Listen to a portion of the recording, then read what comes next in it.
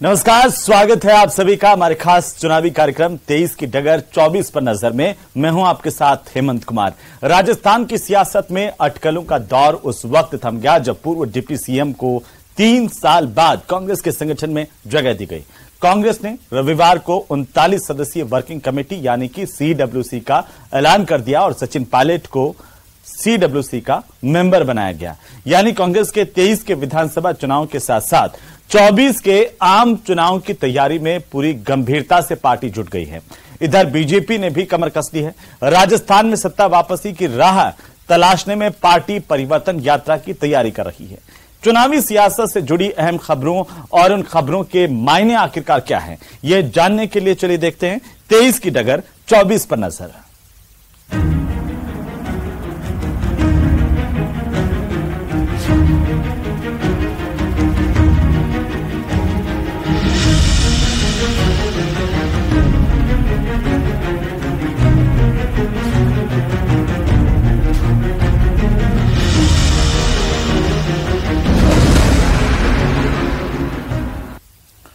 दो 2023 के विधानसभा चुनाव और 24 के लोकसभा चुनाव की तैयारियों में जुटी कांग्रेस पार्टी की तरफ से अपने रणनीतिकारों की टीम तैयार कर ली गई है। जी हां, कांग्रेस ने अपनी नई वर्किंग कमेटी का ऐलान कर दिया और इस वर्किंग कमेटी में राजस्थान के भी कई चेहरों को जगह दी गई है। ये रिपोर्ट देखिए।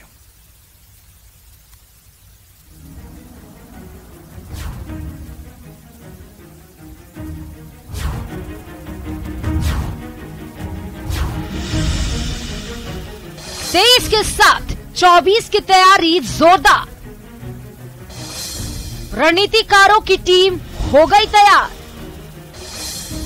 कांग्रेस की वर्किंग कमेटी का ऐलान। सचिन पायलट को भी मिला स्थान। कांग्रेस के स्पेशल 39। कांग्रेस ने अपनी चुनावी तैयारियों को तेज करते हुए अपनी वर्किंग कमेटी का ऐलान कर दिया है। 39 मेंबर्स की इस कमेटी में सोनिया गांधी, राहुल गांधी के साथ साथ इस बार प्रियंका को भी जगह दी गई है। वहीं 90 साल की उम्र वाले पूर्व प्रधानमंत्री मनमोहन सिंह को भी कमेटी में बरकरार रखा गया है। CWC में मध्य प्रदेश से दिग्विजय सिंह और कमलेश्वर पटेल, छत्तीसगढ़ से ताम्रध्वज साहू और राजस्थान से सचिन पायलट को जगह मिली है। तीनों राज्यों में इसी साल के आखिर में चुनाव होने हैं। खड़गे ने अपने खिलाफ चुनाव लड़ने वाले शशि थरूर को भी वर्किंग कमेटी में शामिल किया है। CWC में कुल 84 नाम हैं। इनमें CWC मेंबर, स्थायी आमंत्रित, महासचिव, विशेष आमंत्रित और प्रभारियों के नाम शामिल हैं। 2023 के विधानसभा चुनाव के साथ साथ 2024 में होने वाले आम चुनाव के लिहाज से कांग्रेस के इस फैसले को बेहद अहम माना जा रहा है। कांग्रेस वर्किंग कमेटी पार्टी के शीर्ष रणनीतिकारों की टीम होती है जो पार्टी से जुड़े सभी अहम फैसले लेती है। यानी अब पार्टी के नए रणनीतिकारों की टीम तैयार हो गई है। तो चलिए नजर डालते हैं कांग्रेस के स्पेशल 39 पर, जिनके कंधों पर अब पार्टी की सियासी नैया बेड़ा पार करने की जिम्मेदारी होगी। कांग्रेस की वर्किंग कमेटी में पहला नाम है पार्टी के अध्यक्ष मल्लिकार्जुन खड़गे का। इसके अलावा इस कमेटी में सोनिया गांधी, मनमोहन सिंह, जबकि लोकसभा में पार्टी के नेता अधीर रंजन चौधरी, वरिष्ठ नेता AK एंटनी और राहुल गांधी को जगह दी गई। अंबिका सोनी, दिग्विजय सिंह और मीरा कुमार को भी शामिल किया गया। P चिदम्बरम और तारिक अनवर को भी जगह मिली, जबकि ललन हावला, मुकुल वासनिक, आनंद शर्मा, अशोक राव चौहान और अजय माकन भी मेंबर बनाए गए हैं। इसके अलावा पंजाब के पूर्व CM चरणजीत सिंह चन्नी, प्रियंका गांधी वाड्रा, शैलजा और मल्लिकार्जुन खड़गे के खिलाफ पार्टी अध्यक्ष का चुनाव लड़ने वाले शशि थरूर को भी स्थान दिया गया है। साथ ही गाय खंगम, N रघुवीर रेड्डी, ताम्रध्वज साहू, अभिषेक मनु सिंघवी, सलमान खुर्शीद, जयराम रमेश को भी जगह दी गई। इसके अलावा भंवर जितेंद्र सिंह, रणदीप सिंह सुरजेवाला, सचिन पायलट, दीपक बावरिया, जगदीश ठाकुर, GM मीर, अविनाश पांडे, दीपा दास मुंशी, महेंद्रजीत सिंह मालवीय, गौरव गोगोई, सैयद नसीर हुसैन, कमलेश्वर पटेल, और केसी वेणुगोपाल भी वर्किंग कमेटी के मेंबर बनाए गए हैं। राजस्थान के नजरिए से बात करें तो प्रदेश के 7 नेताओं को पार्टी की टॉप बॉडी में शामिल किया गया है। प्रदेश के पूर्व डिप्टी सीएम और पीसीसी चीफ रहे सचिन पायलट को वर्किंग कमेटी में शामिल कर उन्हें 3 साल बाद संगठन में कोई पद दिया गया। इसके अलावा पूर्व केंद्रीय मंत्री भंवर जितेंद्र सिंह, अभिषेक मनु सिंघवी को वर्किंग कमेटी का मेंबर बनाया गया है।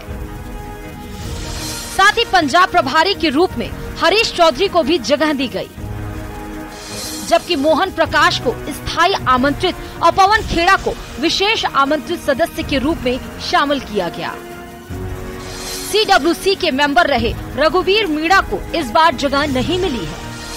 रघुवीर मीणा की जगह आदिवासी बेल्ट से जल संसाधन मंत्री महेंद्रजीत सिंह मालवीय को CWC में लिया गया है। कांग्रेस वर्किंग कमेटी में शामिल किए गए महेंद्रजीत सिंह मालवीय ने कहा कि पार्टी ने उन्हें मेंबर बनाकर आदिवासियों का मान बढ़ाया है। उन्होंने राजस्थान में सरकार के रिपीट होने का भी दावा किया।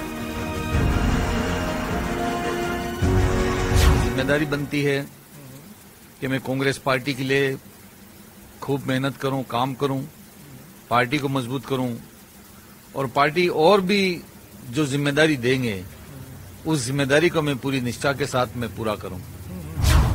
वहीं महिला कांग्रेस की राष्ट्रीय अध्यक्ष नेटा डिसूजा ने कहा कि कांग्रेस वर्किंग कमेटी गठन हो गया, अब ज्यादा मेहनत करनी होगी ताकि 2024 में चुनाव जीते। ये एक खुशी है कि the CWC is released and we'll all work harder to ensure we get 2024. The country is safe. After 2024 in safe. Rajasthan में इस साल विधानसभा चुनाव होने हैं। ऐसे में सचिन पायलट को वर्किंग कमेटी का मेंबर बनाकर पार्टी ने कई अटकलों को विराम दे दिया। इसके पहले उनके कांग्रेस प्रदेशाध्यक्ष बनाने और राष्ट्रीय महासचिव बनाए जाने की चर्चाएं थी। पायलट को कांग्रेस की सुप्रीम बॉडी में लेकर हाईकमान ने उन्हें अहमियत देने का भी मैसेज दे दिया। सचिन पायलट को 3 साल के बाद पार्टी संगठन में पद दिया गया। जुलाई 2020 में बगावत के बाद पायलट को डिप्टी सीएम और पीसीसी चीफ के पद से हटा दिया गया था। Bureau report, news 18 Rajasthan.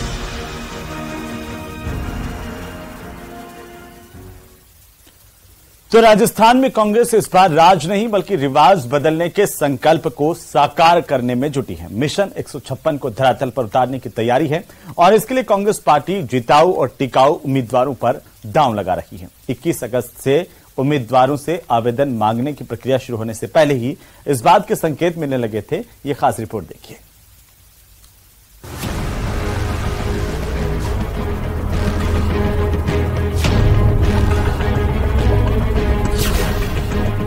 चुनावी समर के लिए कांग्रेस ने कसी कमर।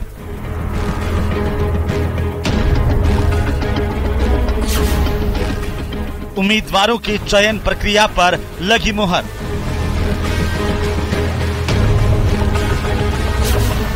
इक्कीस अगस्त से मांगे जाएंगे आवेदन।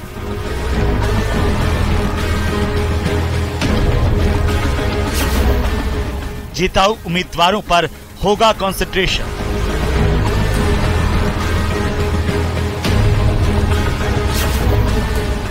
राज नहीं, रिवाज बदलेगा। प्रदेश में विधानसभा चुनाव के लिए कांग्रेस ने उम्मीदवारों की चयन प्रक्रिया शुरू कर दी है। शनिवार को प्रदेश कांग्रेस के वॉर रूम में चुनाव समिति की पहली बैठक के बाद इसके लिए कार्यक्रम भी जारी कर दिया गया। 21 से 23 अगस्त तक ब्लॉक कांग्रेस कमेटी में बैठक होगी। इन बैठकों में प्रत्याशियों से आवेदन लिए जाएंगे। बंद लिफाफे में 24 अगस्त तक सौंपे जाएंगे आवेदन। टिकट ट्रेन में ग्रास रूट पदाधिकारी की भी होगी भूमिका। 25 से 27 अगस्त तक जिला कांग्रेस कमेटियों की बैठक होगी। प्रदेश चुनाव समिति के 2-2 सदस्य इन बैठकों में शामिल होंगे। कम से कम 3, अधिकतम 5 आवेदकों का बनाएंगे पैनल। पीसीसी को 30 अगस्त तक सौंपने होंगे नाम। ब्लॉक कांग्रेस कमेटी से मिले सभी आवेदन भी सौंपने होंगे। 28 से 31 अगस्त तक स्क्रीनिंग कमेटी के अध्यक्ष गौरव गोगोई राजस्थान के दौरे पर आएंगे। इन सभी उम्मीदवारों के पैनल को स्क्रीनिंग कमेटी को सौंप दिया जाएगा। 21, 22, 23 3 दिन हम ब्लॉक कांग्रेस कमेटियों की बैठक करेंगे। वहां पर ब्लॉक कांग्रेस कमेटियों की बैठक में हमारे प्रदेश कांग्रेस कमेटी का जो भी पदाधिकारी इंचार्ज होगा वो वहां उस बैठक में जाएगा, उपस्थित रहेगा। हम लोग वहां पर जो भी आवेदन का एक प्रोफार्मा जारी करेंगे उसके साथ में हम उनसे काफी कुछ डिटेल्स मांगेंगे अपने विधानसभा क्षेत्र की, उसको देना होगा। और वो सारे आने के बाद में प्रदेश कांग्रेस कमेटी के जो पीसी के मेंबर साहिबान हैं वो अपनी राय के साथ कम से कम 3 और ज्यादा से ज्यादा 5 लोगों के बारे में अपनी राय के साथ में वो प्रदेश कांग्रेस कमेटी को देंगे। प्रदेश में पिछले कई चुनाव से एक रिवाज सा रहा है, 5 साल सत्ता में रहने वाले पार्टी का राज चला जाता है और पिछले चुनाव में पराजित दल के सिर पर जीत का सेहरा सज जाता है। इस लिहाज से इस बार सत्ता में आने की बारी बीजेपी की है, लेकिन सीएम अशोक गहलोत समेत अधिकतर कांग्रेस के नेताओं का दावा है कि इस बार रिवाज बदलेगा, राज नहीं। तभी सीएम अशोक गहलोत पीएम मोदी के राजस्थान दौरों को लेकर निशाना साधते हुए कहते हैं कि पीएम मोदी राजस्थान में 6 बार आ चुके हैं, लेकिन राजस्थान की जनता ने कांग्रेस को रिपीट करने का मन बना लिया है। पर ये सीमाएं सब तोड़ रहे हैं प्रधानमंत्री जी, उचित नहीं कहा जा सकता। अब 6 बार आ चुके राजस्थान के अंदर, 6 बार नहीं हो 15 बार आ जाओ या 20 बार आ जाओ, अप डाउन करो, तभी इस बार जनता तय कर चुकी है सरकार को रिपीट करने के लिए, जनता तय कर चुकी है। पर ये मैं कह सकता हूँ दावे के साथ में, जनता उस दिशा में जो मैंने कहा मिशन 156 उस दिशा में उनकी सोच बन गई है, दिशा में आगे बढ़ रहे हैं। परिणाम आगे तो मालूम पड़ेगा कि वास्तव में जनता ने हमें किस रूप में आशीर्वाद दिया है। हम तो जनता के माई बाप समझते हैं, उनके फैसले को सिरदारी करते हैं। हम इनकी तरह हम घमंड नहीं रखते हैं कि अगली बार मैं ही 15 अगस्त में लाल किले पे आऊंगा। 200 करोड़ रुपए रख दिए हम लोगों ने, वेलफेयर फंड बना दिया, देरी नहीं हो और आगे बढ़ गए हम लोग। कहने का मतलब कि सारे फैसले राजस्थान सरकार के मुझे गर्व है कहते हुए इन 5 सालों में जो फैसले मैंने किए हैं आज जनता ने उनको स्वीकार किया है। आपको बताते चलें कि चुनाव को देखते हुए सीएम अशोक गहलोत ने इस बार चुनावी बजट पेश किया था। वहीं लंबे समय से नए जिलों के गठन की मांग को पूरा कर अशोक गहलोत ने मास्टर स्ट्रोक खेला है। पार्टी को उम्मीद है कि गहलोत सरकार की ओर से जनता को लगातार दी जा रही योजनाओं के बूते व चुनावी किला फतेह करेगी। Bureau report, news 18 Rajasthan.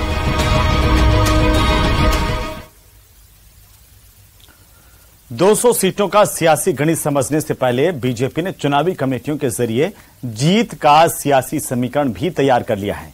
चुनाव के लिए जरूरी रणनीति बनाने और मैनिफेस्टो बनाने के लिए बनी कमेटियों को जातिगत ताना बाना इस ओर इशारा कर रहा है। तो परिवर्तन के लिए भी बीजेपी की खास योजना है, रिपोर्ट देखिए।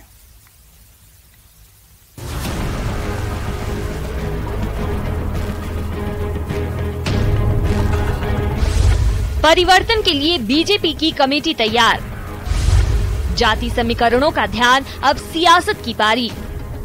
और संकल्प पत्र समिति में अगर देखेंगे तो हर वर्ग को, उसमें एससी वर्ग है, एसटी वर्ग है, साहित्य के क्षेत्र से, कला के क्षेत्र से, हर क्षेत्र से लोगों को समाहित किया गया, हर वर्ग के लोगों को लिया गया है। विधानसभा चुनाव के लिए कमेटियों का गठन करने के बाद अब परिवर्तन यात्रा के आगाज की बारी है। 2 सितंबर से बीजेपी राजस्थान में एक साथ 4 दिशाओं से परिवर्तन यात्रा की तैयारी करने जा रही है।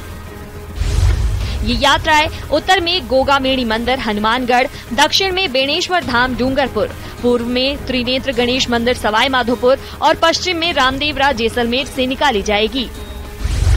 चारों दिशाओं से निकाली जाने वाली चारों यात्राओं का समापन जयपुर के धानक्या में 25 सितंबर को होगा। यहाँ होने वाली समापन सभा को पीएम नरेंद्र मोदी संबोधित कर सकते हैं। प्रदेश बीजेपी कोर कमेटी की बैठक में परिवर्तन यात्रा की तारीख तय की गई। बैठक में यात्राओं का रूट मैप और नेताओं का चयन भी लगभग तय कर लिया गया है। परिवर्तन यात्रा प्रदेश में करीब 23 दिन चलेगी। परिवर्तन यात्राओं का रूट इस तरह से फाइनल किया जा रहा है जिससे प्रदेश की 200 विधानसभाएं कवर हो सके। माना जा रहा है कि चारों परिवर्तन यात्राओं की जिम्मेदारी पार्टी के 4 बड़े दिग्गज नेताओं को दी जा सकती है। यात्राओं का नेतृत्व प्रदेशाध्यक्ष सीपी जोशी, पूर्व मुख्यमंत्री वसुंधरा राजे, केंद्रीय जल शक्ति मंत्री गजेंद्र सिंह शेखावत और उप नेता प्रतिपक्ष सतीश पूनिया कर सकते हैं। खास बात यह है कि चुनाव के लिए गठित बीजेपी की 2 कमेटियों में इन चारों नेताओं को कोई जिम्मेदारी नहीं दी गई है। इसीलिए परिवर्तन यात्रा के जरिए इन बड़े नेताओं को बड़ी जिम्मेदारी मिल सकती है। आपको बता दें कि बीजेपी ने अपने चुनावी प्रबंधन कमेटी के साथ ही प्रदेश मैनिफेस्टो कमेटी का गठन कर दिया है और इसमें अनुभवी नेताओं के साथ ही जातिगत समीकरणों का भी ध्यान रखा गया है। अगर बात प्रदेश चुनावी प्रबंधन कमेटी की करें तो संयोजक समेत करीब 21 लोग इस कमेटी में शामिल किए गए हैं। इसमें एक संयोजक, 6 सह संयोजक और 14 सदस्य बनाए गए हैं। ब्राह्मण जाति से आने वाले नारायण पंचारिया चुनावी प्रबंधन कमेटी की कमान संभालेंगे, तो 6 सह संयोजक में ब्राह्मण, राजपूत और वैश्य जाति के एक नेता शामिल है। ओबीसी, एससी, एसटी समुदाय के भी एक नेता को सह संयोजक बनाया गया है। वहीं चुनाव प्रबंधन समिति के 14 सदस्यों में 2 राजपूत, 6 ब्राह्मण और 4 वैश्य जाति के नेता शामिल है, जबकि 2 ओबीसी समुदाय के नेता को इस कमेटी में सदस्य बनाया गया है। अगर बात प्रदेश मैनिफेस्टो कमेटी की करें तो इसमें संयोजक समेत 25 नेताओं के नाम शामिल है। प्रदेश मैनिफेस्टो कमेटी में एक संयोजक, 7 सह संयोजक और 17 सदस्य बनाए गए हैं। इसकी कमान दलित नेता और केंद्रीय मंत्री अर्जुन मेघवाल को दी गई है। तो 7 संयोजकों में एक ब्राह्मण, 2 राजपूत और एक जाट नेता को जगह मिली है। वहीं एक गुर्जर, एक माली और एक एसटी नेता को जगह मिली है। वहीं कमेटी में 17 सदस्यों में 2 ब्राह्मण, 1 राजपूत और 2 वैश्य नेता को जगह मिली है, जबकि 7 ओबीसी, 1 एससी और 2 एसटी के साथ एक अल्पसंख्यक नेता को रखा गया है। परिवर्तन यात्रा भी हमारा शुरू होने वाला है और प्रधानमंत्री जी के मार्गदर्शन में और हमारा राष्ट्रीय अध्यक्ष जी के नेतृत्व में पूरा प्लानिंग, स्ट्रेटजी वगैरह हमारा पक्का है। कहना गलत नहीं होगा कि बीजेपी ने अपनी तरफ से चुनावी कमेटी में जिस तरह से जातिगत समीकरणों को साधा है, उम्मीद की जा रही है कि पार्टी टिकट के बंटवारे में भी जिताऊ उम्मीदवार के साथ ही जातिगत और क्षेत्रीय समीकरणों का भी ध्यान रखेगी, जिससे कि 5 साल बाद पार्टी के सत्ता में आने की उम्मीद बढ़ सके।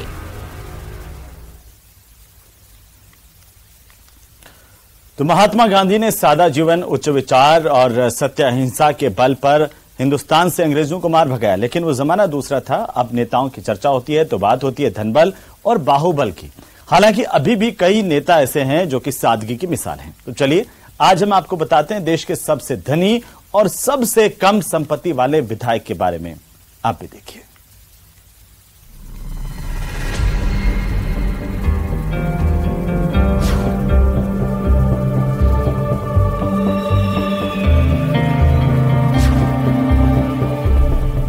वैसे तो हमेशा से ही दुनिया में धन की महत्वता रही है, फिर आज के सुविधा भोगी जमाने में बिना धन के जिंदगी की कल्पना करना भी बेमानी हो चला है।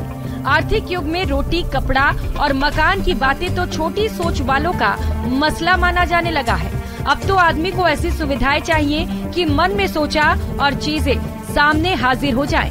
जाहिर है जैसे जैसे सुविधाएं बढ़ेंगी धन की जरूरत पड़ेगी ही। इसमें कोई हाय तौबा वाली बात भी नहीं है, क्योंकि आर्थिक प्रगति ही जीवन का मुख्य आधार है। हाँ, ये जरूर है कि जनप्रतिनिधियों से लोग आज भी इस बात की अपेक्षा करते हैं कि निजी तरक्की के बदले उसके इलाके का विकास हो।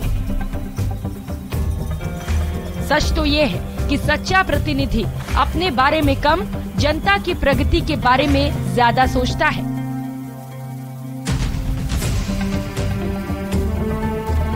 लेकिन शायद वो गुजरे जमाने की बात थी। अब नेताओं का नाम जहन में आते ही धन बल, बाहुबल के ख्याल आने लगते हैं। ऐसे में कई लोगों के मन में ये जिज्ञासा रहती है कि आखिर हमारे विधायक या सांसदों के पास कितनी संपत्ति है और उस संपत्ति के होने का अधिकार क्या है। तो चलिए हम आपको बताते हैं कि हमारे देश में इस समय सबसे धनी विधायक कौन है। इतना ही नहीं, ये भी बताएंगे कि सबसे गरीब विधायक कौन है। एसोसिएशन फॉर डेमोक्रेटिक रिसर्च यानी कि एडीआर ने हाल ही में जो रिपोर्ट जारी की है उसके अनुसार कर्नाटक के उप मुख्यमंत्री डीके शिव कुमार अमीर विधायकों की सूची में टॉप पर हैं। डीके शिव कुमार 1413 करोड़ रुपए की संपत्ति के साथ ही देश के सबसे अमीर विधायक हैं, जबकि पश्चिम बंगाल के बीजेपी विधायक निर्मल कुमार धारा सबसे गरीब विधायक हैं। उनके पास कुल संपत्ति सिर्फ 1700 रुपए है। दिलचस्प बात तो ये है कि टॉप 20 अमीर विधायकों में 12 विधायक कर्नाटक के हैं। एडीआर रिपोर्ट के मुताबिक कर्नाटक के 14% विधायक अरबपति हैं, जिनमें से प्रत्येक की संपत्ति 100 करोड़ रुपए या उससे अधिक है। कर्नाटक में विधायकों की औसत संपत्ति का मूल्य 64.3 करोड़ रुपए है। तो चलिए अब आपको बताते हैं देश के 10 अमीर और 10 गरीब विधायकों की संपत्ति के बारे में। जैसा कि हम तो चलिए इसी के साथ ही आज के लिए फिलहाल इतना ही। इस खास पेशकश में मुझे अनुमति दीजिए। नमस्कार।